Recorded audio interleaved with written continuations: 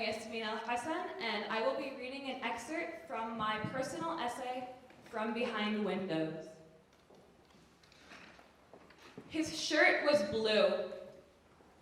It was a deep blue, the same color as the sparkling eyes of my young cousin as she proudly recited to me a poem of Palestinian nationalism. His eyes were different. His eyes were black. They did not sparkle, and there was no glisten. It seemed as if he had never smiled, never laughed, never loved. His eyes were filled with hatred.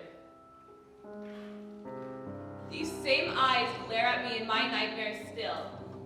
Well over a month since I have seen them, and less than 2 weeks since I have returned from my trip to Palestine. And yet the eyes haunt me still.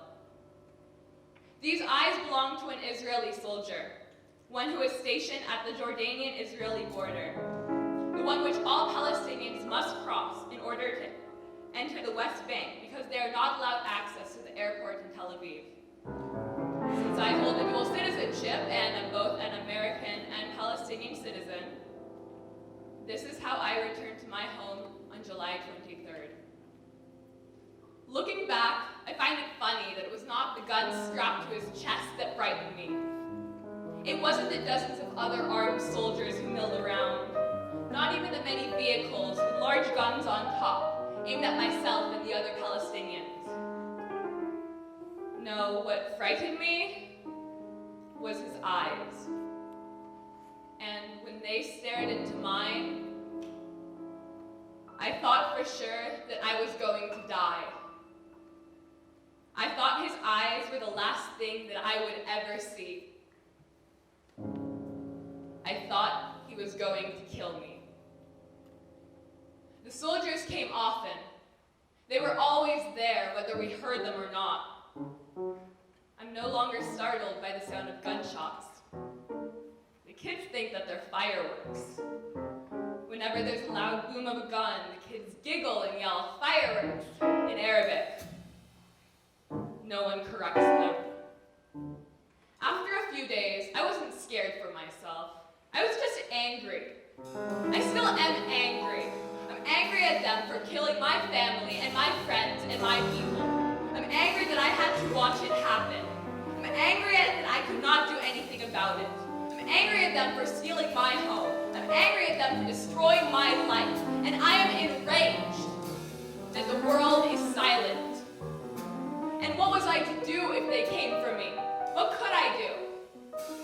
If I defended myself, I'd be labeled a terrorist. If I did not, I would be a coward, disappointment to myself. Either way, I would have almost certainly died. One night, the soldiers were at our gate. There were a lot of them, all armed, followed by a line of armed trucks. We turned off the lights, locked the doors, and remained silent. Then the gunshots started, followed by screams.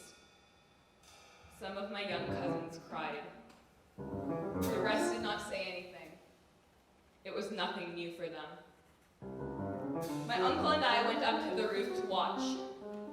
I saw 4 Palestinians who had been walking down the street, hiding behind trash cans. I watched the soldiers shoot at them. I watched the 4 men throw rocks in an attempt to defend themselves. I watched a man fall.